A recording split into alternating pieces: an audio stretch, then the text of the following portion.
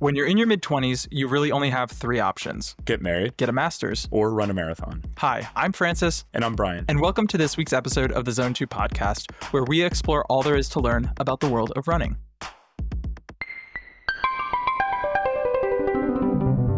Before we get into it, this is again a friendly reminder that if you like today's episode, we'd really appreciate a 5-star review and maybe even a comment for your thoughts. It really goes a long way for helping people discover us, and I will actually personally kiss you on the mouth if you leave a 5-star review. You heard it here first, folks. We also aren't only a podcast platform. I write a newsletter every week, and I probably put more thought and care into the newsletter than any other aspect of my personal or professional life. So it would mean so much to me if you read it. And if you wanted to read it, there's a link in the show notes, or you can find it on social media. We are on Instagram and TikTok at the Zone 2 Podcast. Speaking of social media, Francis, you want to introduce today's guest? Yeah, so if you're at all active online in the running scene, you've probably heard of him. Alex Hermanson, also known as his online handle at herm.runs, only came onto the scene in around 2022, but has since exploded into one of the most well-known personalities in the space. He practically shines with positivity, and his authentic love of running community brings people together through their shared love of the sport. So on that note, we're thrilled to welcome Alex Hermanson to the pod. Thanks for taking the time today, man. Thanks for having me. What an intro. I love those. That's fantastic. Yeah, try and keep it positive, right? I think that's an important part of all this running stuff that we do. Always. Why don't we just kick things off and do a quick recap of our weeks? Herm, how was your week this week? Oh, I had a fantastic week. I'm building up. What race it is for, I couldn't tell you yet. But it's gonna all end and culminate with the JFK 50 in November. So I'm building up the mileage again for that. So I've been running 45-mile weeks now for about 5 weeks, and we're gonna start jumping off from there. So another great week in the books. DNF'd long run, but still got the miles. So absolutely loving it. The heat snuck up on me this weekend. But what about you guys? Yeah, the heat definitely I think was a factor a little bit this weekend. And then midweek, really gray and kind of wet, but that didn't stop me from getting out and going for my runs. Although I will say I did run on the treadmill for the first time this calendar year on How did it feel? Think Monday. It was kind of sad because there's no scenery and it doesn't change. I don't like running and not going anywhere, but it was nice. Our friend Claire Tinker was nice enough to let me into the corporate gym with her, and we yapped while I was on the treadmill and she was lifting weights. So it wasn't too bad, but treadmill running for you. Yeah, if you have someone to talk to, it helps. It definitely helps. I feel like I always get injured on the treadmill. It's like I'll do like 8 miles and then it's like, oh, knee's not working anymore. So do you think it's a surface issue? Like, do you think the treadmill is just like harder than running on pavement? No, I think it's actually softer. I think the problem with me is that I'm like a inconsistent runner in the sense that like I'll speed up and slow down too often, and the treadmill kind of keeps you at that same pace. So it's like it's boxing me into a cookie cutter shape that I can't exist in. I want to be free. I want to fly. Herm, are you a treadmill guy? No, I'm not at all. But I did run the tread this week as well because I was down at my parents' house and they have the one treadmill in the world that I actually like. It's the OG Peloton treadmill with the slats, and it weighs like 1 trillion pounds, so you don't feel like it moves at all. But it's a very lush treadmill. I'm not gonna lie. So I was able to do a couple days on that, and I'll say I think that. Like you change your gait when you run on a treadmill. Like, I don't know. I feel like I personally do because the paces feel harder on the treadmill. So I'm like, oh, I gotta, work harder, maybe lift my knees higher or something like that. Yeah, changing the gait. And when you're outside, you like have distractions. Obviously, you have like scenery and stuff. And I feel like being on the treadmill, you don't have all that stuff moving. I find myself thinking about my gait more. And I think Devin was telling me that if you are running and you're thinking about your gait and like actively trying to change it while you're running, that can be like how you injure yourself because you're thinking about running in a way differently than like what's natural and what you're used to. So maybe that contributes to the treadmill injuries a little bit. Makes so much sense because the tread is will definitely humble you at the same time. Oh, definitely. Francis, do you want to talk about the BLU Dawn to Dusk race? Oh yeah, yesterday? yeah. So I was briefly involved in the Bricklayers Union Dawn to Dusk relay, which was super cool actually to be a part of. Met a lot of really cool people. Essentially, it was a what 1.5 mile loop around Jamaica Pond here in Boston, or I guess in Jamaica Plain technically. And it was from dawn to dusk, as the name would suggest. So at sunrise, they started running, and they didn't stop running until the sun had set. And they just kept doing laps and handing the baton off to one person at a time. There was some really cool. They were keeping score of like who had done the fastest lap. So it was like fastest overall lap, fastest male time, fastest female time, and then it was fastest ice cream lap. So the fastest you could do a lap at Jamaica Pond while eating an ice cream cone. And then there was the anything but shoes or anything but running shoes lap. So people were doing it in Heelys, flip flops. They were doing it in bags of marshmallows that they had duct taped to their feet. So I showed up. I knew a couple people there, so I showed up and ripped a lap around Jamaica Pond. So that was cool. How'd you do? Did you set the record? I did not. There were some very fast people there. I mean, it's a 1.5 miles. There were people running it in like 6 minutes. Oh yeah, those bricklayers are quick. They're quick. They're quick. They are. You should see them build a house. Stack them both miles and bricks. Yeah, that's a stupid joke. That was a good one. Thank you. And then I got to witness, I think for the first time in my life, someone DNS and DNF a race. Right, Brian? That was you. You did not start and you did not finish the park run at JP. Well, we were late because we ran down to JP for parkrun. I think parkrun started at 9, and we were a little late coming down from Cambridge, so we got there like just after the start. So we joined in after a quarter mile, and then did almost 2 full laps at JP, and then I saw everybody at the BLU thing, so I stopped before the finish. So yeah, I did not start it and did not finish the parkrun. That's remarkable. But the vibes were still there, and I still had a great time, and I'll go back. Do you guys hit the parkrun a lot? That was actually my first time there, Yeah, but like the vibes were just immaculate. I mean, it's something about fantastic. Saturday at JP in the summer, and it's like the sun was out, everyone was smiling. I was like, I don't want to go home. I want to just stay here.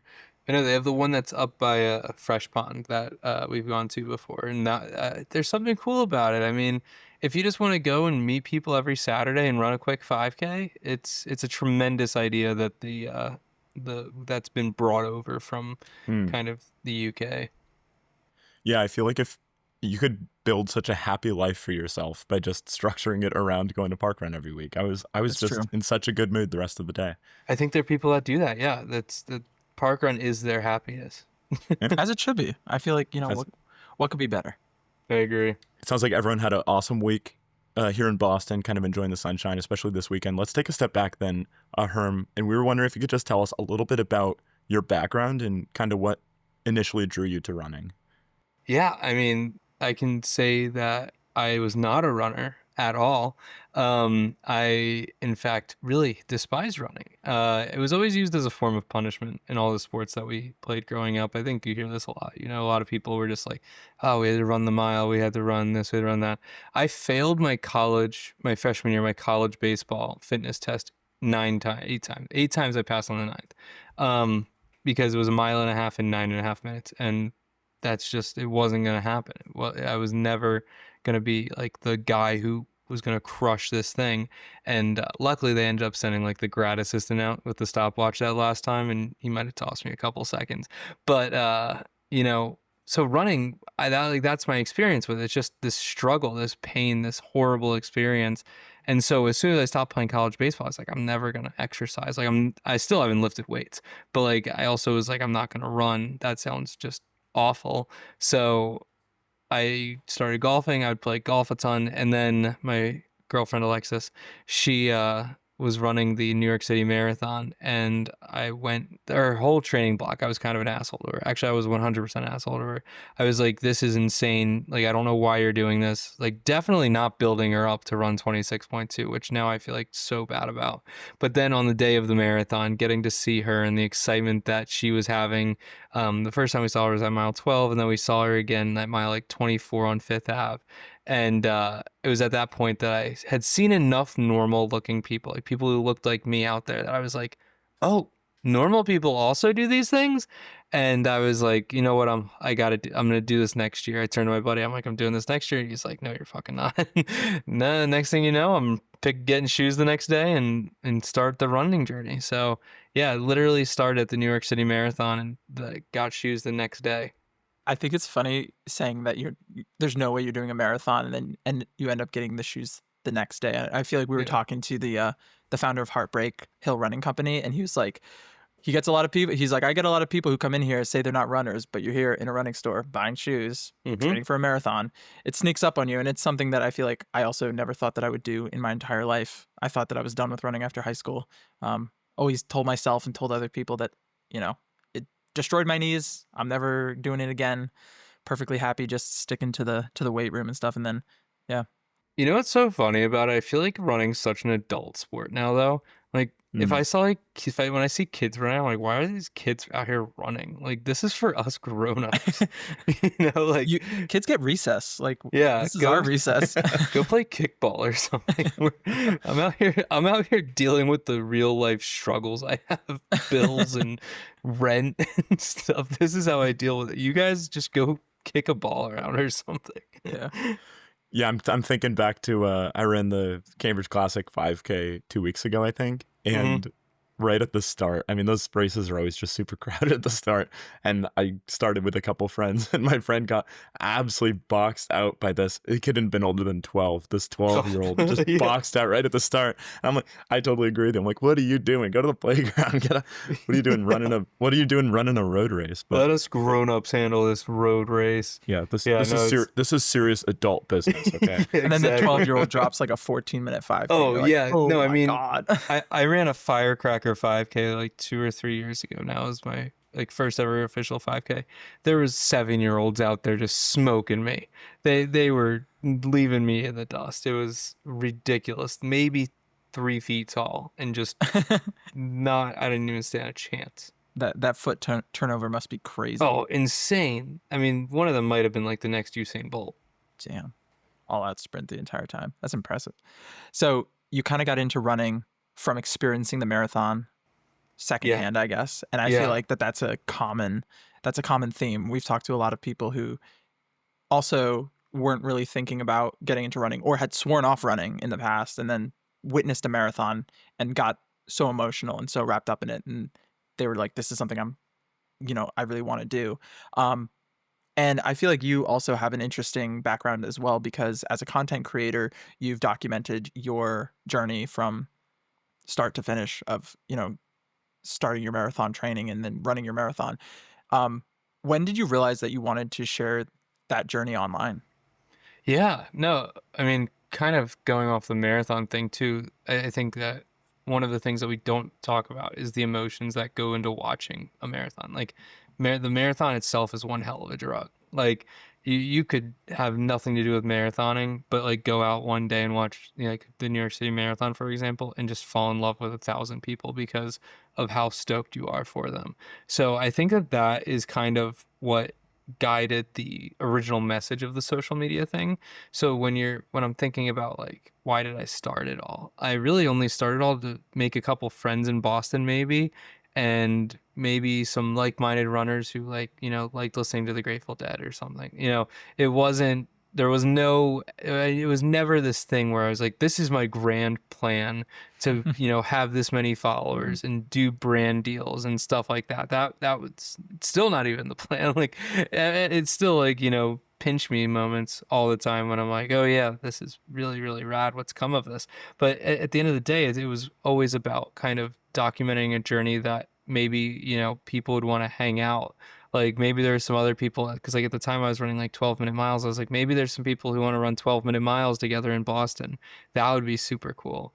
And then I like started doing like Big Dude Approved and stuff. And I was like, oh, wow, this is actually kind of useful information. Like if I'm down to like, trash tracksmith online or something, like people will watch it. And it's like, that's kind of what why that series started, because like so many people were like, hey dude, have you ever tried on Tracksmith? And I'm like, I can't even try it on, it doesn't fit. Like, so like, it would be kind of funny though if I ordered a bunch of it and tried it on and it literally just does not fit. So that's where it was kind of born, and then it kind of expanded upon that, where I was able to start doing things that actually did fit in really great companies that make good not oversized, but you know, for larger dude products.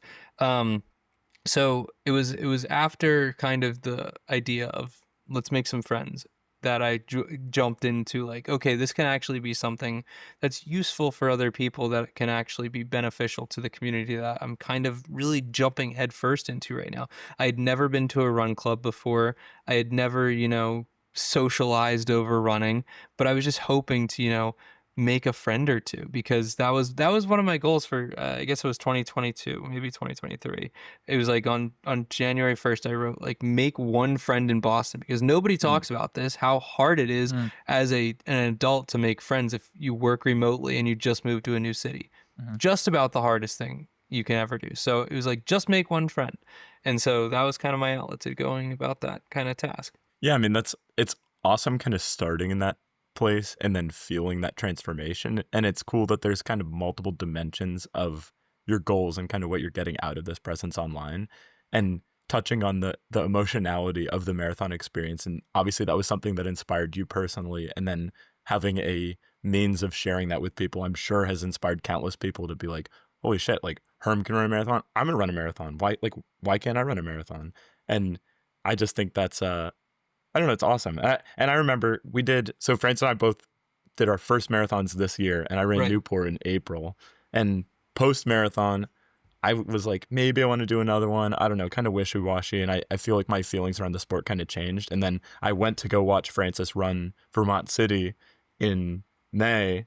And the afternoon watching them run the marathon, I got home and got on my laptop and signed up to run the Philly Marathon this fall. Just because the experience of feeling it as a spectator is just so unbelievable. I also always say you can't just end at one marathon, because it's going to be the hardest marathon you probably ever run, because there's so many aspects to the race that you can try and train yourself to feel, you know, miles 22 through 26, but you don't know what it feels like until you're out there. You also don't know what it's like for your race fuel to like stop working for the first time ever, or have GI issues. You know, there's so many things and aspects that go into such a long race that if you only experience that once, I really genuinely think you're kind of missing out, because, you know, all those things can be worked on, corrected, and then taken and ran with in your next marathon. I mean, from 1 to 2 is probably going to be one of your biggest jumps in terms of comfortability with the distance and probably time. Yeah, I just think that it's such a beautiful distance too. Like, it's like you get to go work really hard for a good amount of time, and the reward is just so fulfilling, you know, crossing the finish line, throwing on that medal, and just feeling that sense of accomplishment kind of take out your whole like being. It's so awesome. I feel like there's very few things that make you feel as tapped out as running a long distance like that. Just being absolutely fully spent. Like, you can run a really fast mile or a really fast 5K, but it's a complete, and at the end you're obviously exhausted, but it's like this almost emptiness after a marathon where you're like, I literally can't believe I ran that far. Yeah, like you drained the tank. There is no gas left in this machine. You know, you are completely spent. And that's why I think that, you know, you kind of get to soak it in a little bit more. I think it's something that, like, brag on yourself a little bit after that, right? Like, I think that because we're online so much now, the marathon has looked like such it's just a marathon. Or like, I've like been seeing people be like, oh, it's just a marathon. Like, it's never just a marathon, man. Like, this thing is this distance and this race and this everything about it is so challenging that only 1 to 2% of the human population will ever complete it. Like, give yourself those kudos, pump yourself up, you know, because you just did something super, super badass. Yeah, even if your coworkers don't want to hear you mention that at all. I can't tell you the number of times I've been told to be quiet by my coworkers. We're like, okay, we get it. Yeah, It's easy to feel belittled about it too when you're talking to people who do like Ironmans. Like one of my I know. coworkers does Ironmans and was telling me like, oh, like training for an Ironman, like marathon training is nothing. And it's like it's so not like I understand that an Ironman is more and it's harder and it takes more time and effort to train for, but it is still so much training for a Yeah, like you marathon. signed up to do another job. Actually, I just wanted to have a hobby because Ironman training isn't like that is no, that is some psycho behavior. Yeah. I mean, I felt at the end of the marathon that I don't think I'd want to run a distance further than that. But you just mentioned training for a 50, and I'm curious if you could just share a little bit more about what's kind of inspiring you to literally take the marathon a step further and go further. Yeah, so I've done 50 before, and it's hard. It's hard as hell. But here, the thing is that when I crossed that finish line in New York that first time, I knew that there was more to give. Like I know that my body can physically go further, and I think we're all kind of built different in this sense that like some people really want to go fast. They want to run a fast marathon, sub 3 marathon, something like that. Then there's people like me that I just want to see how far I can go. I don't really care how long it takes per se. I just want to see if I can hit, 50, 100, 250 miles. That to me, that excites me. That's what keeps me going and fires me up a bit more. I also enjoy the training of ultramarathon a bit more. So yeah, I'll run higher mileage weeks, but I'm never, maybe I'll do one speed workout a week. From that first marathon, I knew I wanted to go further. And I watched the documentary early on in my marathon training that first time. It was Eric Sensman's Cocodona 250 documentary. And I was like, oh, this race is so rad. And so I kind of made that like my 8-year plan was to get up to Cocodona 250 by then. So I did a 50 a few months ago at Antelope Canyon, and it was incredibly difficult, very, very, very hard, tough course, the whole thing. And I finished, and I was like, you know what, we gotta run that back because I got to do that faster, and I got to do it on a different type of course. So I literally, like 3 days later, when we were still out in Vegas, I registered for JFK 50. So yeah, I think there's something so fun about being out there, and maybe this is a little mental, maybe I should probably talk to someone about this, but there's something about going for like 10 to 12 hours that really, fires me up. That just is so exciting. What do you think is like the mental shift when you end up going that far? I think you get to face every emotion you've ever seen in your life, and it really just helps you have a better and deeper appreciation for, kind of the task at hand. I mean, there was guys when I was running that 50 miler, that fifth when there was a sign that goes, you turn right for 50K and you'll be done in half a mile, or you turn left for 50 miles and you still got 20 more to go. I had an entire video playing in my head, like, this is how it ends, Yes, sometimes you're not gonna finish the race. Sometimes you're gonna, call it quits early and stuff like it's not sexy. It's very, very like, mentally taxing. But then once you kind of work through that and you kind of are like, okay, I've seen the lowest low today. Let's, pick it up. You really find something really rad and something really cool, and you kind of learn how to thrive in that like pain cave almost. And it's helped me so much with both marathon training and the marathon the race itself.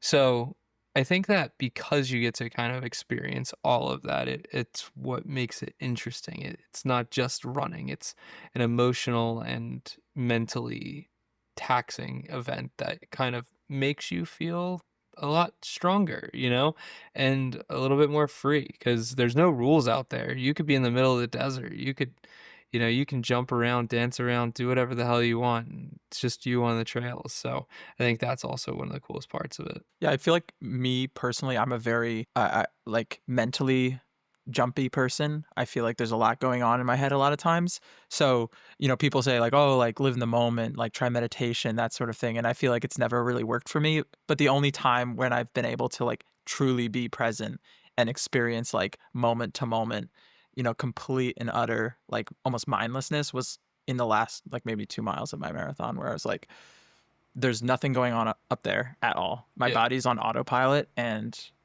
it's like pain, but it's far away. And your body's just sort of like starting to mute like the pain in your feet and the pain in your knees and stuff.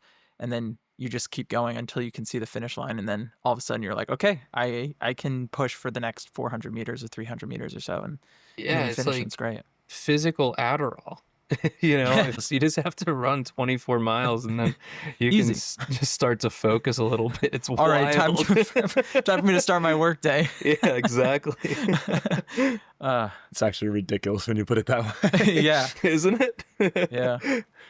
So you talk about the marathon being a challenge no matter what, and how people, talk about, oh, it's just a marathon, but it's definitely more than that.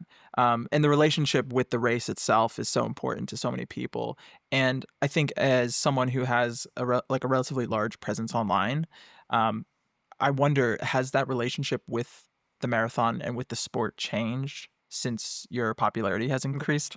I think if anything, it's only made me love it more. I think that it's made me appreciate it a whole lot more. That's for damn sure. Because without everyone that surrounds me, supports me, and shows me love, this wouldn't be as rad. Like the social thing, whatever we want to call it.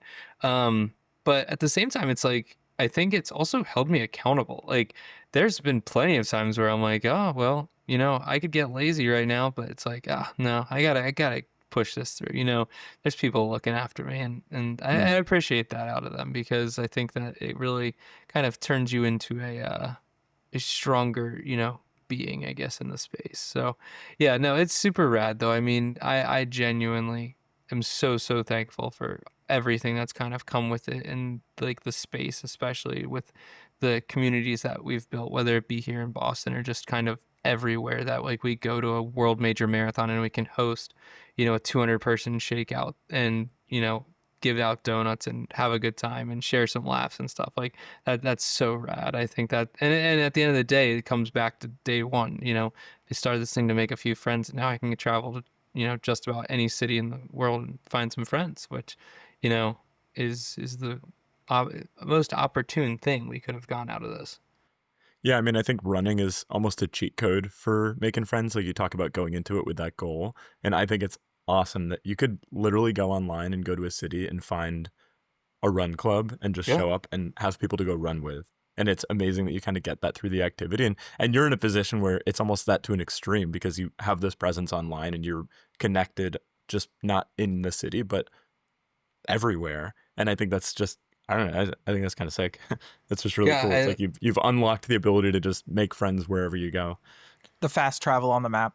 Yeah, Seriously. exactly. I will say though, I think that my favorite thing is when people have no idea who I am. It's remarkable, and I get to go to a run club and just be, not the social media guy, but just another runner out here, and that's the awesome part of it. I think I've done that a few times, and it's like, this feels so great. It's refreshing. Yeah. Do you ever get sick or tired, like when you're out running or whatever, if people are recognizing you, like especially around Boston, so many people are running. Do you ever get tired of being recognized out on your runs and just be like, no, like I'm not in the mood today. I just want to go do my run and do my own thing?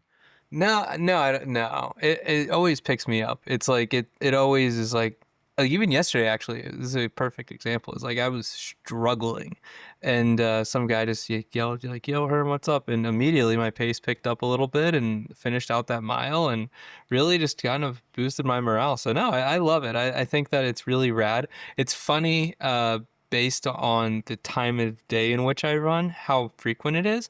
So yeah, if I can very much like understand, how it works in terms of like how frequently I'm gonna get seen or like recognized and said hi to and everything. But also at this point, I feel like everyone in Boston's seen me enough. Like it's just a big goofy shirtless guy running around. Like, they know they can say what's up to me. I'll say what's up back. I do feel bad anytime that I'm like blasting music and like I think someone might have said something to me. I just completely missed it. But that's pretty rare. Hey, nothing hypes you up like a flyby though. No, Yeah. it's like it could be the first time I've met you, or like someone that I see every week at Run Club. It always just kind of gets you going and speeds you up a bit. I think Brian, I think you and I were running back from a Thursday night Heartbreak track practice, and we actually saw you, Herm, doing like a long run or something. You were turning down the MIT, the road down Oh by yeah, the MIT track, and I was like, cut through. I was like, is that Herm? And then Brian was like, you should you should chase him down and ask him to be on the podcast. And I was Oh, like, you would have been able to catch me so fast. I was like, no, I think we'll have to wait for that to happen organically. I'm not gonna stop him in the street. Yeah, I know. And then I saw It you at worked out Marathon, so and I was like, perfectly. Yeah, it's like, this is a sign. Gotta it ask. was a sign. I'm glad you stopped me. Yeah. Oh yeah. No, we've loved the organic meeting people and kind of almost having an excuse to stop people and talk to them and be like, hey, we want to talk to you. That's so rad. I think that's the beauty of it. We were talking about it the other day, Alexis and I, and we were just chatting about how much we're falling in love. I guess it's the first time we've really been deeply ingrained into the community here in Cambridge, and we're just like in love with, you know, how often we can run into people or go to events or see our running friends. It's like people like Dev, for example, like he has a club that meets on Fridays, and like even if I don't go and meet them, I'll still see them at, you know, the coffee shop and grab a coffee with them and hang out. So it's like it's little things like that that can really just like cheer up your day. And you know, then you know, go running on the Esplanade and you see 5 of your friends that you see at run club. So yeah, it's been really sweet to like kind of really just settle into this community. So for somebody who's looking to kind of find that community and really tap into it, what is some advice you think you would have? Or I guess, what do you think the best or the easiest way is to find that community and to really connect with it in a meaningful way? Yeah, I mean, I think anytime, well, I think you can start a community, of course. You can, you know, share your likes, your interests, and, you know, from there, give it to the world, whether it be on social media or some other form of, you know, marketing, and let people come to you, or you can seek it out. I think that one of the best things that you can do is, you know, kind of research the area in which you're kind of literally living in, and then do something like find a run club that matches your vibe, or find uh, a jazz club that, you know, you like listening to music at, that you might start frequenting. It doesn't even have to be an exercise thing. It could be, you know, you could find a group of people who love to go to the movies every Friday night, and then just start and watch a movie, then grab, you know, some food after and chat about the movie. There's the girl that was on Love on the Spectrum, who loves the tea, and she has a whole group of people that ride the tea together. Like, I freaking adore that. I think that once you have a passion for something and you express that passion, and you find a way to either insert yourself into the community that's already created or start your own, it's like, boom, go. So that would be the biggest piece of advice. You know, be passionate about it. Like, really understand why you love this thing, and then, you know, invite others in. I think, you know, it's like the old Mr. Rogers saying, like, will you be my neighbor? But like kind of kumbaya style into, you know, clubs or groups or whatever we're calling them these days. Yeah, I also feel like when you show people how fun something is, Yeah. even if it's not with the intention of like getting likes or follows, like having a personal brand, and maybe that's being a runner, or maybe that's, you know, spending a lot of time outside, going to run clubs and that sort of thing. Like, you start to share that online, whether it's Strava, whether it's Instagram, and you know, you'll start to see your friends popping up on Strava. Like, I know Yeah. when I started training for my marathon, I was posting, you know, for the first 40 or 50 days of the training block, every single day, every single run.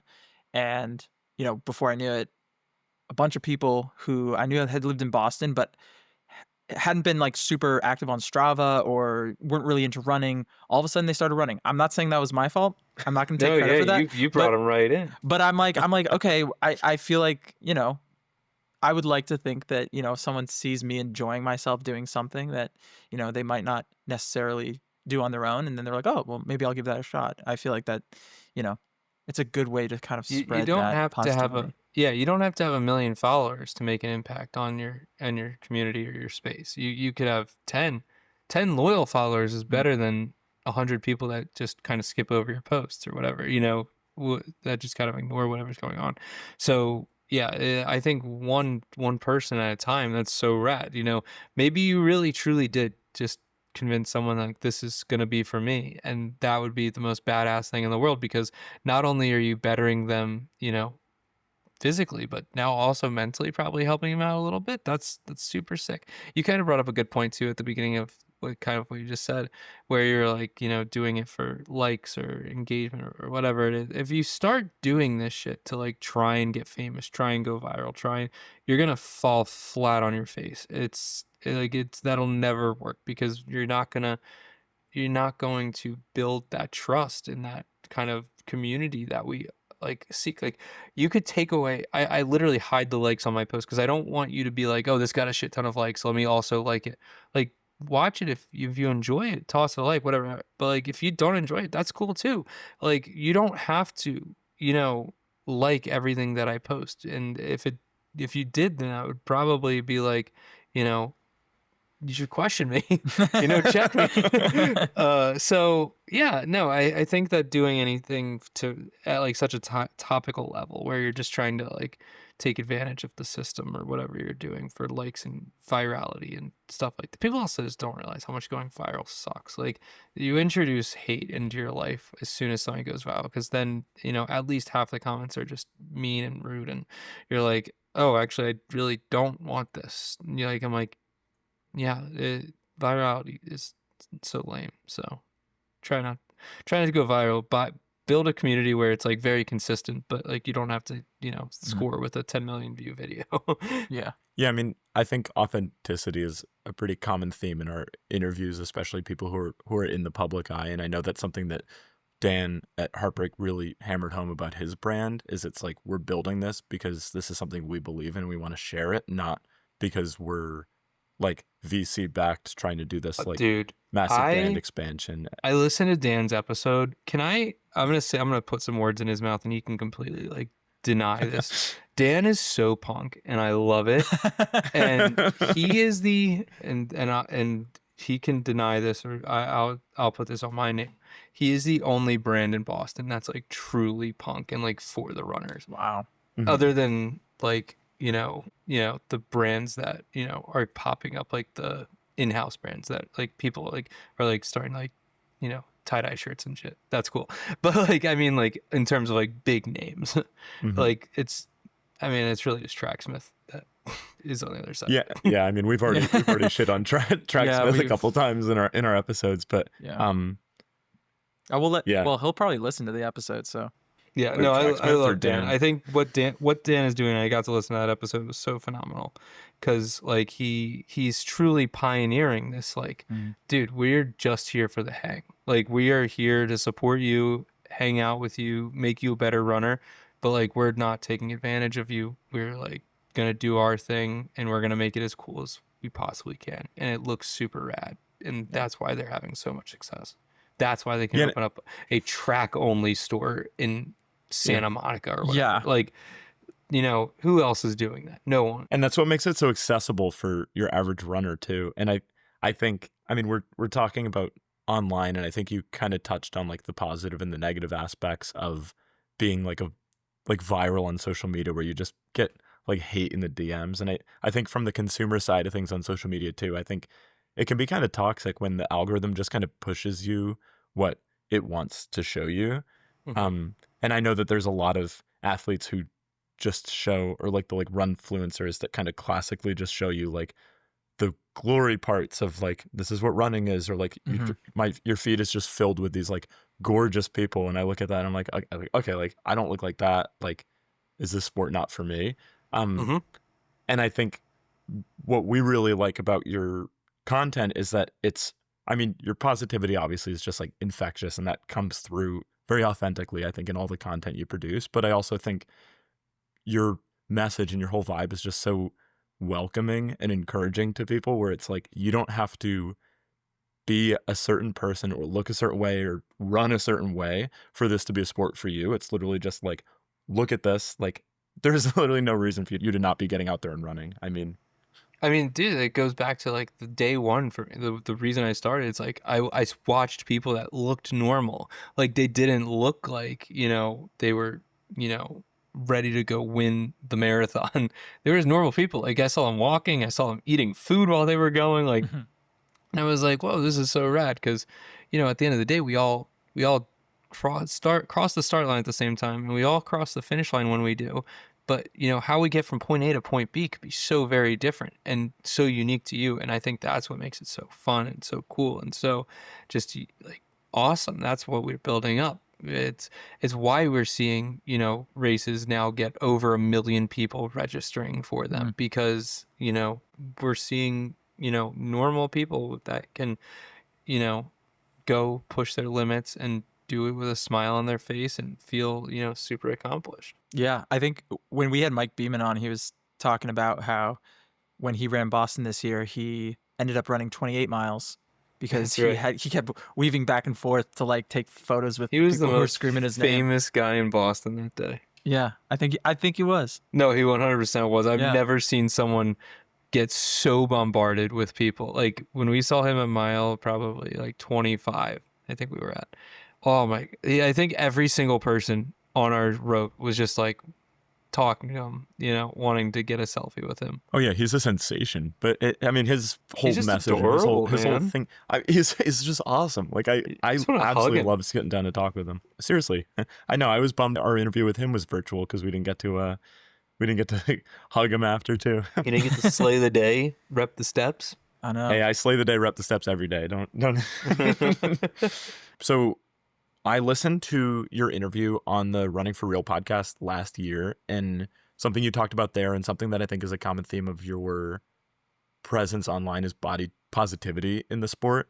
And I mean, this is a huge part of your message, and I love the mantra "Suns out, Tums out," and I literally think of that every single time I go out the door without a shirt on to go for a run. Tums like out, baby. I'm a pretty hairy dude, and I feel like for a while I was apprehensive. Or like I told Francis from a marathon, like I don't want to wear a singlet because I had my like shoulder hair sticking out the back, and like I was like, people are gonna be looking at me, and like it's just gonna look fucking gross, and I don't want anyone to see that. So I ran in a t-shirt. But I just think the message is amazing. Is it's like there's no one, like people aren't looking at you. And something that you said in that interview I referenced that kind of resonated with me was you said, I'm trying to protect younger Alex with the message that's going out there. And that's just regarding this kind of ingrained social norm of like needing to look a certain way to do a certain thing. And I mean, we really do, like as a society, learn from such a young age that it's like there's an expectation to like look a certain way while you're doing an activity. Yeah. But I'm just wondering if you could share a little bit more about your perspective on that and kind of what body type means or doesn't mean in terms of being a runner and being able to be a runner. Yeah, I mean, from a young age, I think we very much are. It's very much instilled into us. Like this is what people should look like. This is what people shouldn't look like. This is good. This is bad. This is attractive. This is ugly. And I mean, I was a t-shirt in the pool kid, right? That I was very insecure.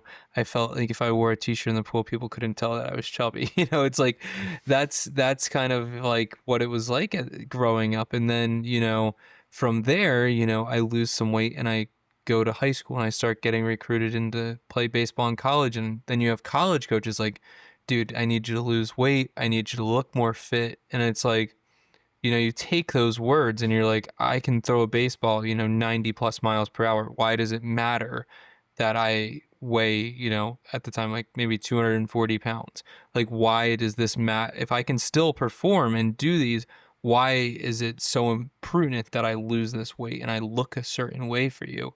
And I think that on top of that, it's, just our normal human being, what the grass is always greener on the other side. To me, if I could be, the same height but weigh, 150 pounds, I would love to see what that's like for a day, And I think that, there's that curiosity of like, what is it like to be, the polar opposite of what I am. So when I say that I was protecting younger Alex, it's like, it's the same kid that like, my mom, one of my biggest advocates my whole life would just be like, just be yourself, man. Like, just do you. Who cares what anyone thinks? You are great. You're healthy. Your body works for you. And who cares? You're a big dude. Like, that's just how you are. It's always been that way and it's never going to change. And I think that when I look back on it, I'm so appreciative because that's how I feel now. I'm like, yeah, I'm just a big dude. Like, this is how it's always been. I'll never be the 150-pound dude. I wish that I could just test out for a week, but if I can run a marathon in this body, if I can show off that you can do these really hard things, whether it be at 270, 260, 250 pounds, whatever it is, go and do that shit, because you don't have to wait until you look a certain way or feel a certain way or have that six pack before you go and test the waters of something hard like a marathon, or go and, make a shirtless video on the internet or something so silly like that, or even just go for your first shirtless run. I mean, I know that I really do love how many people have not just gone shirtless or tums out, however you want to describe it, but will then go and post it online. Like, that takes so much more courage than just doing it. So I think, but what they're doing, and I think that, like, I might not even talk about this enough, is that then it's not just me. I'm not just the one making the impact. Somebody else might see someone else's story that I shared, and they're like, you know what, that person for some reason really resonates with me, and because I saw them doing it, maybe it's someone with hairy shoulders like you, Brian. You're like, that dude's got freaking hairy shoulders, and I'm now gonna take off my shirt. So, like, it's then tying it back to, like, if you inspire one person, and it might not even be me that day, I just had the opportunity to share it for them, and there's other people inspiring, and it's kind of this revolving door of just, like, over and over and over again, people inspiring one after another. Next thing you know, we're going to be able to all be running shirtless outside during the summer because it's freaking hotter than hell and it's most comfortable, But with your SPF on, don't forget that. Yes, true. Of course. Yeah, As Francis someone would with never let me forget. extraordinarily pale skin. Not only do I also get self-conscious about running without a shirt, but I also put on a ton of sunscreen. Well, we all do. I was on a podcast a few weeks ago with this dude Christian, who was just he's what my dream body looks like. He's like very, very slim, very, very fast and awesome. He's like, dude, I am insecure to run shirtless, and like, we don't talk about that enough at all. Like, you don't have to. It's not just the big boys who are insecure about running shirtless. If you've been bullied your whole life for being the opposite, like, you can't gain weight, maybe you also feel that way, although you are part of the kind of stereotypically presented runner's body or whatever. But if that's your insecurity in life, then of course you're going to feel those things too. And I think that that's kind of the biggest misconception of this whole thing. It's not just big people, guys. It's everyone. And we all have these damn insecurities because we go online and look at our phones all day long. And, we get to see these sexy looking dudes with six packs and pecs. And what's that guy's name who wakes up at like 3 a.m. and drinks Ashton Hall. Yeah. Ashton Hall. Yeah. Like, yeah, dude, if I could look like that, fucking A, I would. But I don't, and that's okay too. I can still complete a marathon. I mean, I made a reel a few weeks back that was like saying like how much I weighed at every marathon I've ran so far. And it's like, if I did it at 270 at Grandma's Marathon, you can do it too. Like, that was the hardest marathon, like, for me, or largest marathon, like most I weighed for a single marathon, and like still cross the starting line and the finish line. So, like, you can do it. Don't wait. Go push yourself. I mean, that's incredible. And I think that sentiment of don't wait is so important. And this doesn't just apply to running or exercise when you talk about like needing a certain body type, but that almost applies to every single aspect of life. And I could share a personal example. Like, I'm in school right now. I graduate in a month tomorrow. So I'm almost done. Super excited to be done with school.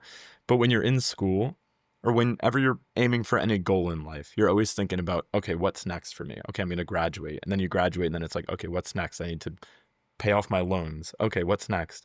And it's so easy to be like, I need to get to that goal in order to like be happy and to be fulfilled. And I think it takes a certain amount of self-reflection and realization to be like, oh my God, I don't need to be at that goal to be happy. The journey of trying to achieve that goal is what can make you happy. So I don't need to wait to be 180 pounds to run a marathon. I could be 240 and run a marathon now if it's something that I want to do.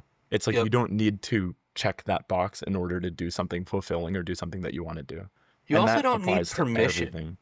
Oh yeah. Like, people, I think so many people feel the need for permission to kind of, even like I was saying earlier, like, prop yourself up, hype yourself up. You don't need permission to hype yourself up, dude. We should be waking up every morning and being our own biggest fans, because that's not narcissistic to care about your well-being and like hype yourself up to the point that you can then continue throughout the day working and doing your best at whatever the task for the day is. I think that's so, so, so important. And if it was like you wake up every morning and you're negative and your negative self-talk and you aren't stoked to, to do whatever, well, yeah, no shit. Something's not coming together.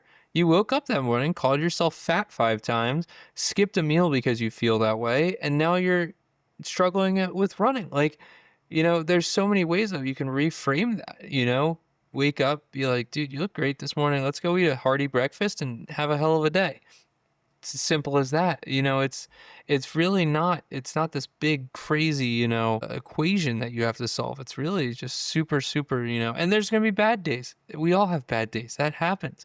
But if you can quickly kind of reframe that, then boom, let's get started. Let's get going. Let's jump into it with the body that we have today and have the best day possible. Yeah. And you're obviously a very positive guy. And I know you were talking earlier about some of the negatives of going viral and how that introduces a lot of negativity into your life. So how do you maintain a positive outlook even on challenging days or training setbacks or anything like that? Yeah, no doubt. I mean, nobody wants to get called something that they're already insecure about, right? It's like that's why you don't want that. It brings so much, disgruntlement into your day per se. But dealing with it is, I'm incredibly fortunate. I'll be honest. Like I don't seek it out. I don't go on Reddit anymore or anything like that. And I also just don't get too many negative comments, luckily. The only place I'll get some negativity, and it's very occasional, it's in my DMs, which is why I just don't look in there anymore. So it's like, as long as you kind of put the blinders on, and I'm very, very fortunate to have an incredibly positive community. You get to kind of keep that positivity going yourself, and that's why it's so kind of easy. But also it's like, dude, I'm just also kind of just being myself. I like to think of myself as kind of a glass half full kind of guy, unless it's like something that truly needs to be like negative or like something that needs work in my life or something, I guess. And perspective comes from you too. That's not an external source or waiting for something else to happen. Like, you can change that perspective and kind of maintain that perspective. I think that's everything. Exactly. And also I feel like the people online are just fake people. Well, there's that too. I mean, they're real people, but it's also like, I do think that like if I get, maybe 100 hate comments over the course of an entire year, 70% of them come from some account that's like user 1742 with no profile picture. Yeah. And it's just like, okay, dude, you don't exist in real life, so why should I take now? The ones that hurt are when it's from someone that like is like a real genuine person. Maybe you even have like met them, or like maybe they have a bigger following than you, and then they hit like something that you're already really insecure about. That would suck. You got to deal with that one for a little bit, and take it with a grain of salt. I can't say it's happened to me, but I feel like that would really, really suck. That would hurt.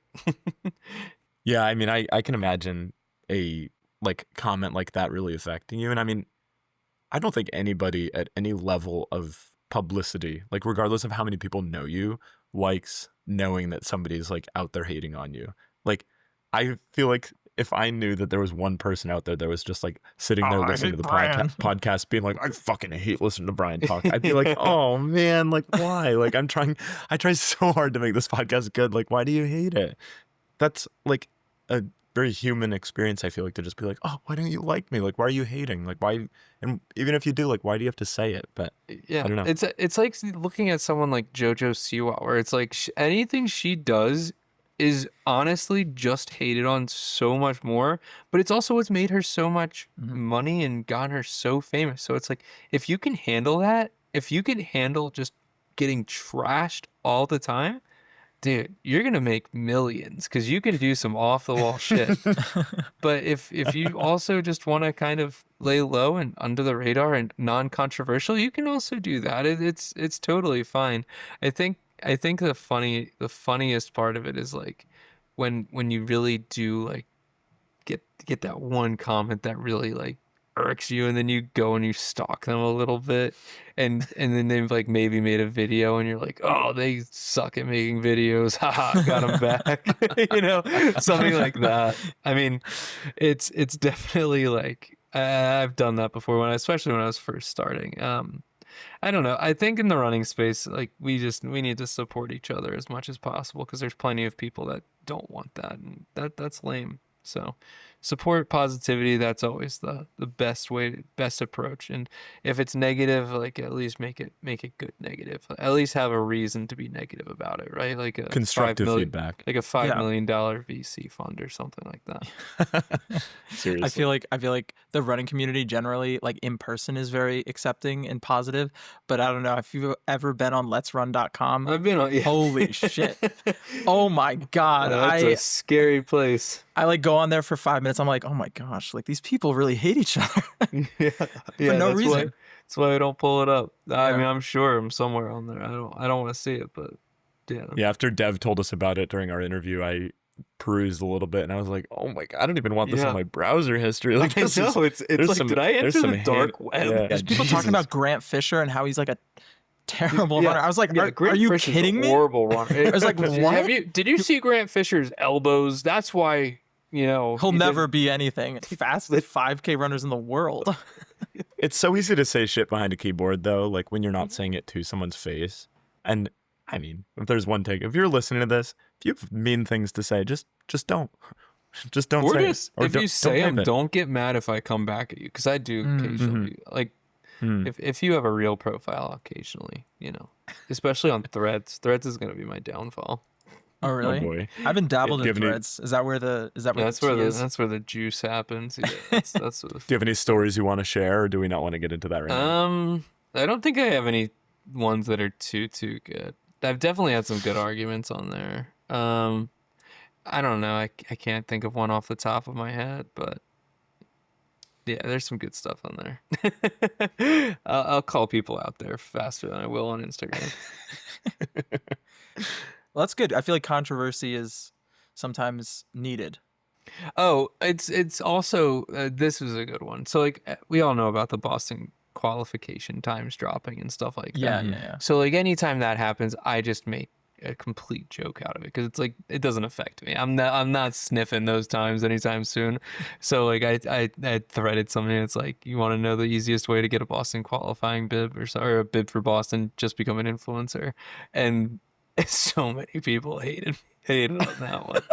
And yeah, that one stirred the pot a little bit. And then someone was like, you're ruining your brand by just joking about the BQ times. I was like, at least I can have a sense of humor about these things. It didn't make it my entire personality to the point where I'm hating on people in line for it.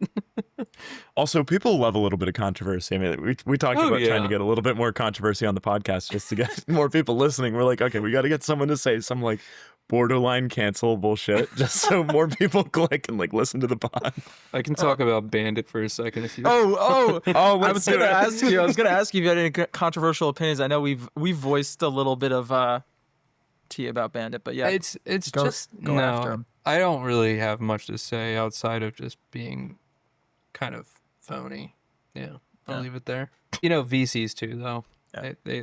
It's all that nonsense. I think that there's a lot cooler people doing cooler things out there, and we'll leave it at that. Moth That's tech. valid. Let's also stay on the Moth Tech. positive stuff. Yeah. Let's stay on the positive stuff. Let's talk about, everyone loves these questions. Herm, favorite piece of running gear? What is it? for you EVO right SL. now? Oh, we were going to ask about the EVO SL. I saw your video about the laces. The laces are About the tongue, yeah. The tongue just needs a little bit of extra cinching there, but no, it's literally the greatest shoe ever made. Like, I absolutely adore it. It is if I actually, when I she first pair, it was in Berlin last year, and when Mackenzie, the gal from Adidas, who I just absolutely adore, she's so amazing and takes such good care of us. She handed me the shoes and she was like, okay, so this is the EVO SL. I'm like, EVO SL? Like, what the hell? Like, it came out of nowhere. No one knew it was coming. And she handed it to me and she's like, it is the Adios Pro 3 with no carbon and a slightly different upper. And I was like, did you guys like read my notes on my phone about how I wish that there was an Adios Pro 3 with no carbon? And so I fell in love with it that day, and ever since I've logged so many, probably over 1,000 miles in various pairs of the shoes. Ever since. So I did a full, all of my miles post October of 2024 since then, maybe minus a couple hundred, have been in the EVO SL. Wow. Okay. Francis and I have both been shopping around for a new running shoe just for the upcoming cycle. So I think you might have two new converts to the EVO SL game. I have also, I just ran in it today again. This new Skechers shoe. I know it sounds so lame because it's Skechers, but they have a great max cushion shoe for slow days right now that is actually going to, it's going to be competitive in the market. I very, very, very much enjoy it. I mean, throwback to when New Balance was just dad sneakers, and now New Balance is like a sick running brand. Skechers maybe will go the same way. True. Hopefully. I mean, well, everything else Skechers does is kind of just like ripping off other companies. They did a whole Super Bowl commercial just with like on cloud shoes, which was kind of hilarious.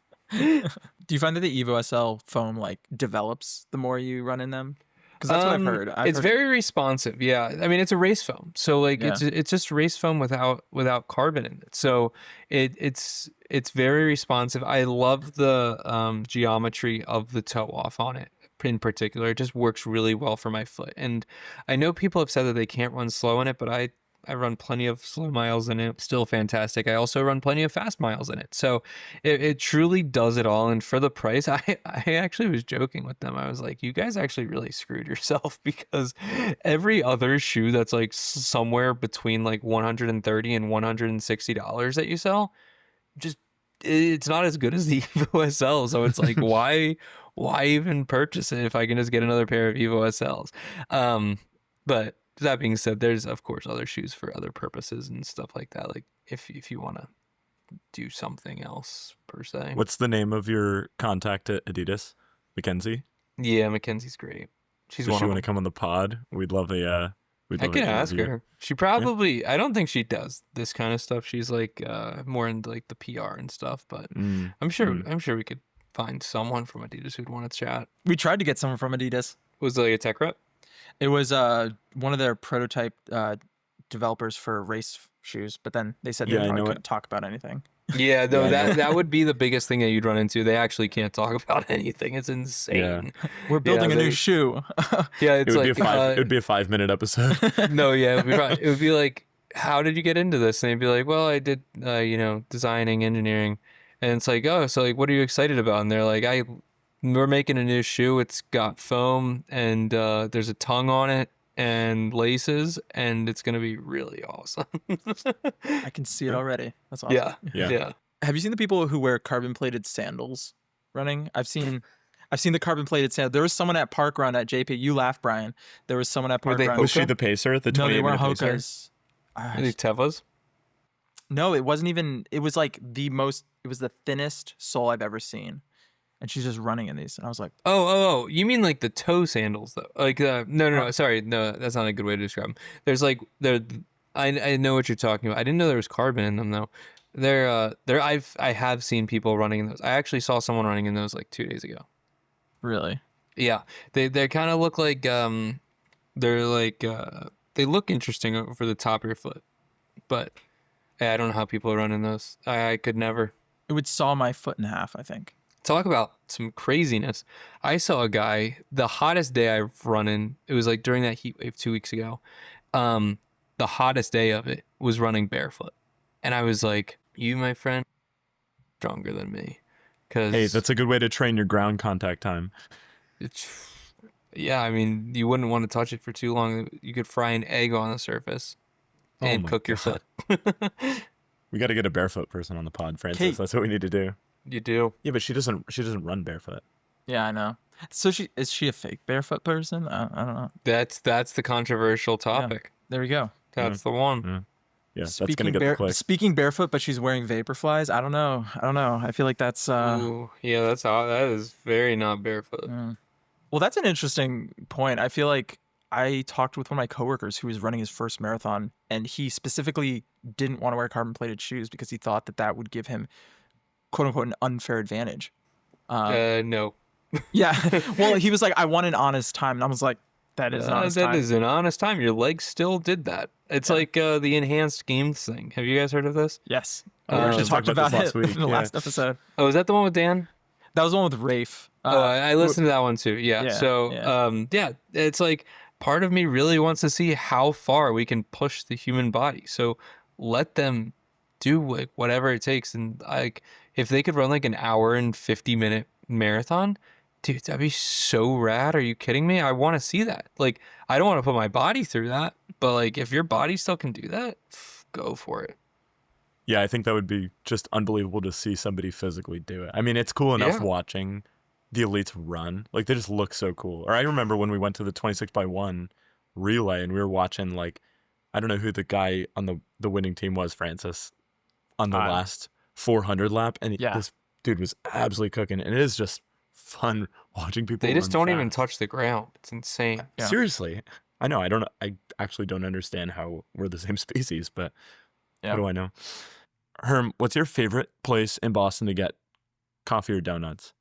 Coffee or donuts? So Union Square Donuts would probably be favorite donut. And then coffee, probably honestly just probably flour.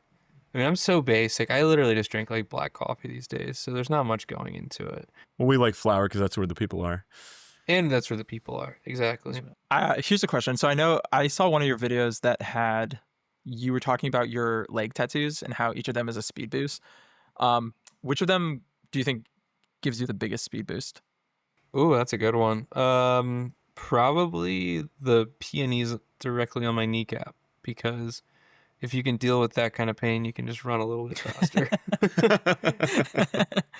Wow. That's that. Yeah, fair that's enough. is that the most painful tattoo that you got right on the No, the one on that's like right into the back of my knee ditch now, the one that says keep moving on the back of my legs, that one, I was like not walking right for 3 days after that one. Oh boy. To wrap things up, Herm, what's coming up for you then? So you mentioned you're training for the 50 coming up. What is, I guess, the rest of your summer and your fall look like? What else is coming up for you? Yeah, so I'm definitely going to get a fall marathon in there. I'm not sure which one it is yet. Stay tuned for that. But I want to run a fast fall marathon and then let that lead into the 50. And then I'll round out the year with my favorite race of all time, which is down in Philly called the Frosty Looper. It is a 3.8 mile loop that you do for 8 hours and just see how far you go. So it's like I call it my end of year fitness test. Like where are we at as we round out the year? Because it's like the week before Christmas. So yeah, that'll be kind of the fall and winter. I think that this is going to be a pretty light year for me in terms of racing. I'm really, really, really enjoying building and training right now. And I think that I kind of wanted to stay in it for a little while. It's fun having races on the calendar and it's fun having something to kind of think about a little bit, but especially summer in Boston. I mean, it's just fun kind of being social every day. Yeah. There was a period there where I feel like I was going to a different run club every single day and just running constantly. And it's nice kind of not having to think about doing a big ass long run or fitting your speed run, like your speed work in during the week, and just kind of be able to like honestly just be vibing. I feel like Yeah, if you just want to it's go really run nice. 3 to 5 with the crew every night, like with a different crew every day, and you don't have to worry about, workouts and long runs and stuff like that, it's so much better. And I'm really enjoying it right now, where I'm just like, I can fit all of it in. Running in its purest form. Exactly. Yeah. Running for the love of it. Running naked, no watch. Yes. That's controversy. Well, actually, naked naked? is illegal, but like what are they? It's like no watch, no headphones. Okay. I thought you meant No. Yeah. I mean, I felt naked with my split shorts on, just drenched in sweat today. But yeah, that's as close as you can get. Yeah. legally, maybe in Legally, another yeah, country or legally, something. yeah. Yeah, exactly. Let's go like France or something, maybe. Yeah, no Tarzaning it. Yeah. Yeah, they should have a nude rail trail in France.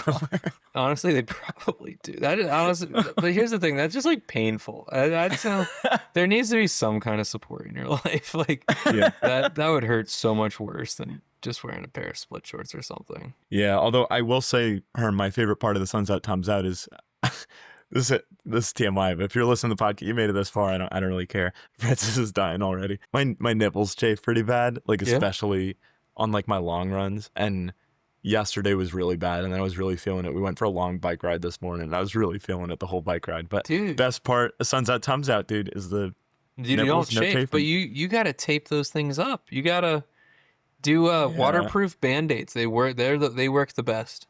See, but the problem with the hair though is it doesn't stay. Give it. I think I have to shave. I have to shave around it. Yeah. I mean, you got to get creative, man. You can't be having bloody nipples every weekend. That's terrible Friday night. Yeah, that's not conducive. That's an excellent quote to have. Herm, I know that you have dinner reservations at 6. We don't want to take too much of your time, but thanks so much for making time out of your Sunday afternoon to sit down here and yap with us. And we really hope we can hit a run with you soon, and we'll see you around Boston. And we hope we get to have you back on the podcast again soon. Absolutely. I appreciate you fellas. This was a good time, and we'll definitely get some miles soon. Today's guest was Alex Hermanson, and if you want to learn more about his journey or check out his awesome content online, be sure to follow him on all platforms at herm.runs. Check him out. He's the man. What a pleasure of an interview too. Yeah. Before we take off, this is your weekly reminder that if you liked this episode, please leave us 5 stars. We love when people do that. And leave a comment too, even if it's mean, but just at least be constructive with your meanness. True. Then we can learn from that, and we can process it better. Before we take off, I did have a quick announcement. So my dad's neighbor, Brent, is working on a film to raise awareness for early onset Alzheimer's disease. The documentary will follow a bike rider from Portland, Oregon to Portland, Maine. And if you want to learn more about the project and the cause that they're raising money for, I will be linking that in the show notes and on our Instagram page. That's it for announcements, unless you have an announcement, Francis. But I know that you have a fun fact. I do have a fun fact. So mosquitoes can actually smell which blood type you are, and they're twice as likely to bite someone who is type O as opposed to someone who is type A. And that makes sense because I am O positive, and the skeeters love me. And I'm really more of a glass half full type of guy, so I'm B positive. Boo. Francis totally didn't have to explain that joke to me. Thank you for listening to the Zone 2 podcast. Don't forget to follow us on Instagram and TikTok at the Zone 2 podcast. If you like this episode, don't forget to like and subscribe wherever you get your podcasts.